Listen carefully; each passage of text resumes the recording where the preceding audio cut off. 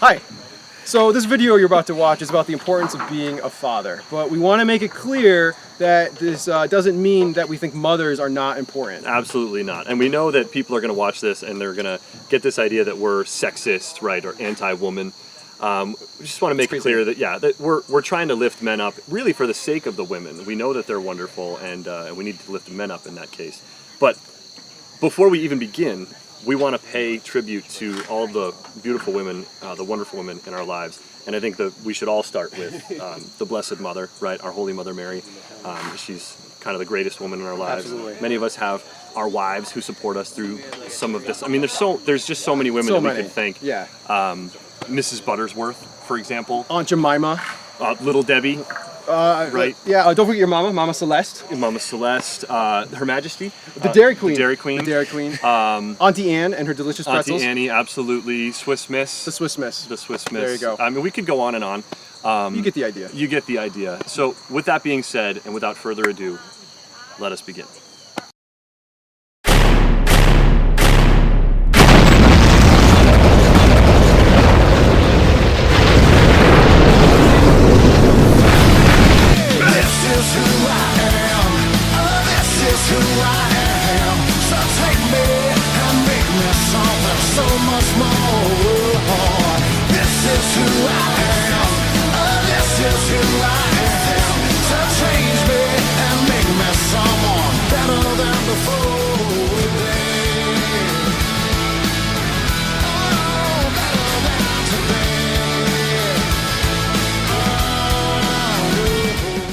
The amount that your children love Jesus is based solely on how much you love Jesus. I mean, as a father, one of your main jobs is to protect your children. If your children see you praying, a father praying, see you going to church, a father going to church, that's what they'll emulate. The importance of the father and the faith life of his family cannot be understated. Our wives and our children look to us to be the image of God the Father. And so, as much as we are passionate about the faith, so will our family be. It's just that simple. Leading our families to Christ, getting them to heaven, these are tough tasks, and our culture just makes it tougher and tougher. So we've made this video to share some tips on how to do that, on how to get our family to heaven, how to keep them Catholic and keep them holy. We've kind of separated these tips out into two categories: defense, ways to just protect your family, and offense, ways to strengthen your family's faith and lead them towards Christ. So let's get started.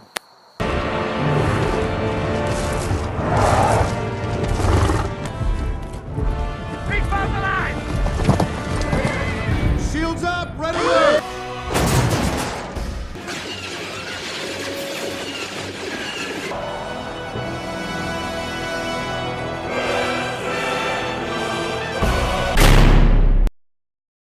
So one thing my wife and I have decided to do with our family is we send the kids to Catholic school. It is definitely a struggle and it can be a burden. The cost, the drive down every day, we drive almost a half hour. But I do always say that the money I've spent on Catholic school is the best money I've spent in my adult life, worth every penny. They are protected from so many things. Their friends are kind. It's just an awesome environment, and God is allowed. I teach in a public school where God is not allowed, and the atmosphere and the culture at my kids' school is fantastic, phenomenal, worth every penny. So what really worries me, what's always on my mind, is the influence of digital technology, the internet, and things like that on my family. And I think it's so easy to just assume everything's okay. Like, oh, smartphones, they're great. Oh, the internet, it's great. But then all of a sudden, you have a different Netflix account for every person in your household, and everyone's on a smartphone, and you're just letting that in. You're letting the internet in. And I don't know if you've been on the internet, but it's not exactly safe. The extent you have to go, that if you want the internet in your house to protect your family, it almost makes it not worth it, and it's something to think about very seriously on how you handle that in your family. Making sure that you are aware of what your kids are watching, what your kids are getting involved into in terms of social media and all that stuff is absolutely crucial for you to be able to understand what they're going to be receiving. Especially the younger they are, the more they're going to absorb. And if you're not careful about what's actually coming in, they may be learning values, they may be learning things that you don't want them to be picking up. So to be able to reinforce the shows are teaching values that coincide with the gospel is absolutely critical. And the same thing with social media and anywhere where they're going on the internet, just making sure that they are that you are aware of exactly what they're learning and what they're absorbing is going to form them as children of God. If you can, figure out a way to cut the cable at your house. It is such a distraction to your family. It eats up so much valuable time that can be used for other things, and it just pulls us away from what God calls us to be. I mean, as a father, one of your main jobs is to protect your children. I can remember that we were watching the Super Bowl as a big group of friends, and we all had our kids, and there was this panic when the halftime show came on because there was Beyonce doing her thing and shaking her thing, and we had to shut it off right away, and it took us by surprise. It's almost like you have to always be on guard to protect your children.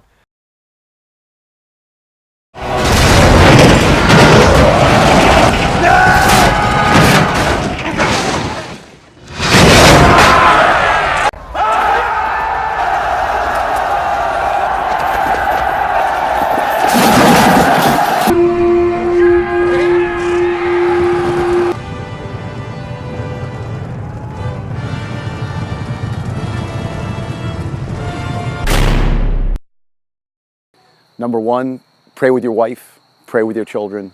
Make it a number one priority.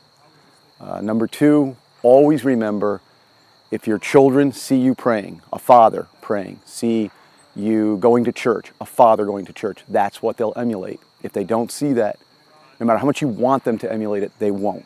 It's absolutely critical for a father to be able to bring his family to Mass every Sunday, not letting his wife bring them or not just dropping them off to get there. The father needs to be there. He needs to show his kids the importance of the faith. He needs to be able to show them where he stands with God, that this is important no matter what else is going on in his life, that he is going to take this time to spend with the Lord, and that his kids will follow that example. Those kids going to church, those kids seeing their father going to church, they're going to pick that up and they're going to take that with them as they grow up. Absolutely critical. One thing with my wife, I don't really see her throughout the day to maybe like do a whole rosary together. But what we'll do is we'll say the rosary apart throughout the day, come back together, we'll do the last decade together. And it's a really great way to end the day, to do our night prayers, and to actually even start some faith conversation. Praying together as a family is important. Saying grace at meals together, whether in private or in public, shows that you're putting God first. One thing my wife and I have decided to do, even though she has a master's degree and is a physical therapist, we've decided to keep her home to raise our own children. It may not be all that popular in the culture today, but we find that having her around with the kids all the time, they know that mom is always there no matter what, has been a huge thing for our family. It's sometimes hard. I got to go out and work hard every day. I have 3 jobs, but wouldn't trade it for anything. And I know the kids wouldn't trade it for anything. That keeps us solid and safe at home.